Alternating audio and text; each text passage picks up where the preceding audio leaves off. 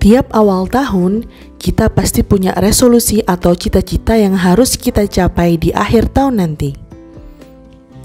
Sebagian orang ingin lebih banyak membaca buku dan berolahraga secara teratur. Sebagian lain ingin memiliki skill untuk bermain piano ataupun gitar. Namun pertanyaannya adalah, berapa banyak orang yang akhirnya bisa membangun kebiasaan baik yang mereka telah tetapkan? Berapa banyak orang yang mendapatkan skill yang mereka idamkan di penghujung tahun? Tanpa saya beritahu jawabannya pun, kalian pasti sudah tahu jawabannya. Berkaca dari apa yang telah kita alami selama ini. Membangun kebiasaan baik memang sulit untuk dilakukan. Apalagi jika lingkungan sekitar kita tidak mendukung atas perubahan yang kita inginkan. James Clear, penulis asal Amerika Serikat, dalam bukunya yang berjudul Atomic Habits, memberitahukan cara-cara jitu untuk melakukan hal itu. Ini mungkin bukan hasil ringkasan terbaik, but I will try my best. Nah, sebelum kita mulai, yuk subscribe dulu channel ini agar tidak ketinggalan update dari kami. Ada 4 hal yang akan kita dapatkan dari buku Atomic Habit ini. Pertama, hukum 1%. Sebagian besar dari kita mungkin sudah terdoktrin dengan ajaran di mana kita harus memiliki mimpi besar untuk menjadi orang besar. Statement ini tidak salah, namun jika mimpi kita terlalu besar, pada satu titik di perjalanan kita akan merasa lelah dan mulai muncul pemikiran bahwa mimpi itu tidak mungkin diraih. Agar hal tersebut tidak terjadi, James Clear menyarankan kita untuk melakukan perubahan positif dalam keseharian kita dengan porsi kecil secara bertahap. Hal tersebut disampaikan dengan suatu perhitungan matematisnya, bahwa 1,01 pangkat 365 sama dengan 37. Ini adalah rumusan sederhana yang beliau tuliskan.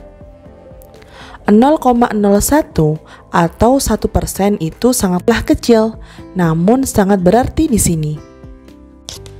Bayangkan saja jika tanpa 1% itu, angka 1 pangkat 365 sama dengan 1 atau tidak ada perubahan sama sekali. Maksudnya, jika kita berubah menjadi lebih baik 1% saja dalam menjalani keseharian kita dalam sehari, maka kita akan menjadi versi diri kita yang lebih baik sebesar 37 kali pada 365 hari kemudian.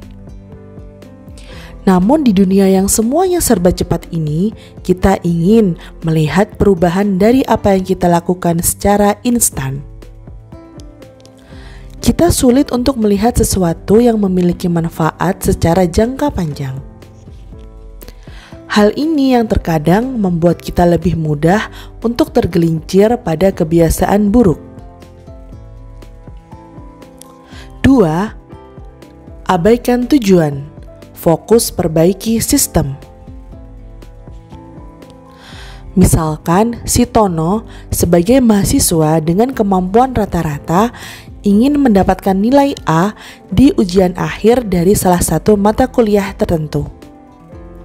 Tetapi si Tono memiliki cara belajar yang kurang baik dan hanya memanfaatkan sistem kebut semalam untuk mempelajari semua materi yang akan diujikan. Berapa besarkah kemungkinan si Tono akan mendapatkan nilai A dengan metode tersebut? Bandingkan dengan si Andre yang memiliki kemampuan setara, namun menerapkan sistem belajar yang lebih baik. Dia memiliki kebiasaan untuk meringkas apa-apa yang telah dipelajari dalam tiap sesi, dan membaca ulang ringkasan tersebut di setiap minggunya. Si Andre tidak berfokus pada nilai, namun dia mencoba untuk menciptakan sistem yang akan membantu dia untuk meraih tujuan itu. Hal ini juga yang diungkapkan James Clear. 4 masalah yang ada jika kita mempunyai obsesi yang berlebih pada tujuan. Pertama, pemenang, dan pecundang memiliki tujuan yang sama. Kedua, meraih tujuan tidak mengubah cara kerjamu menjadi lebih baik, atau bahkan mungkin dapat memacu kita untuk memanfaatkan cara-cara cepat untuk meraih tujuan itu.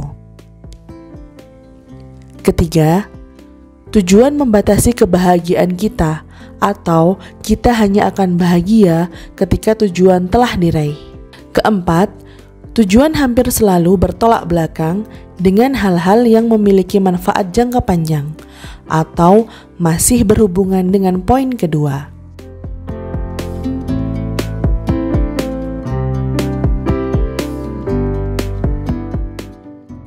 Tiga, mulailah perubahan dari dalam, atau definisikan siapa dirimu. Sekarang ini, jogging dan bersepeda sedang menjadi kegiatan yang banyak orang lakukan. Tetapi, siapakah yang akhirnya dapat melakukan dua hal menyehatkan tersebut secara konsisten? Apakah orang yang ingin dianggap kekinian, ataukah orang yang mendefinisikan dirinya sebagai manusia sehat yang akan bertahan? Orang yang mendefinisikan dirinya sebagai manusia sehat tidak akan peduli jika jogging atau bersepeda adalah hal yang sedang menjadi tren, karena mereka telah merasakan manfaatnya pada kesehatan mereka.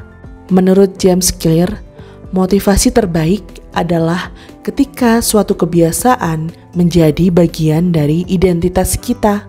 Keempat, bagaimanakah caranya untuk mempertahankan kebiasaan baik? Terdapat 4 komponen yang diperlukan untuk membangun kebiasaan. Komponen pertama adalah cue atau tanda.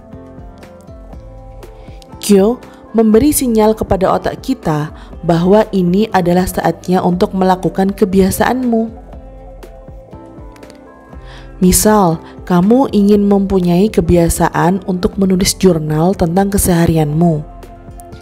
Jika kamu menaruh buku dan alat tulismu di dalam tas, besar kemungkinannya kamu akan lupa untuk menulisnya. Akan tetapi, jika kamu menaruh buku dan alat tulismu di atas meja kamarmu, di mana kamu bisa melihatnya dengan jelas, setidaknya kamu akan teringat bahwa kamu harus menulis jurnal setiap hari. Komponen kedua adalah craving atau keinginan menggebu. Jika kamu sudah teringat untuk menulis jurnal, tapi kamu merasa malas dan tidak mempunyai motivasi, kamu harus membuat kebiasaan itu menjadi atraktif. Misal, untuk membuatnya lebih atraktif, kamu bisa menulis sambil mendengarkan musik yang kamu suka. Atau, jika kamu suka dengan wewangian, kamu bisa menaruh aromaterapi di meja tempat kamu menulis. Dengan begitu, kamu akan merasa lebih bersemangat. Komponen ketiga adalah respons atau reaksi atau kebiasaan yang akhirnya kita lakukan. Terkadang ada saja hal-hal yang dapat membuat kita kehilangan fokus pada saat kita melakukan habit. Sebagai contoh, notifikasi yang muncul tanpa henti pada layar ponsel dapat mengalihkan perhatian kita pada saat menulis jurnal. Untuk mempermudah proses penulisan jurnal, kita harus menghilangkan gangguan tersebut dengan mematikan ponsel untuk sementara. Komponen keempat adalah reward atau ganjaran. Kita akan cenderung mengulangi kebiasaan tertentu jika kita mendapatkan ganjaran setelah kita selesai melakukannya. Walaupun ganjaran itu terlihat kecil dan sederhana. Contohnya, mungkin reward langsung yang bisa kita dapatkan adalah kemampuan kita untuk melihat seberapa signifikan perubahan yang terjadi pada diri kita dengan melihat catatan-catatan harian yang telah kita tuliskan sebelumnya. Dan bersyukur atas perubahan positif yang telah kamu dapatkan. Jadi, dengan itu kita akan merasakan kebiasaan yang kita lakukan menyenangkan.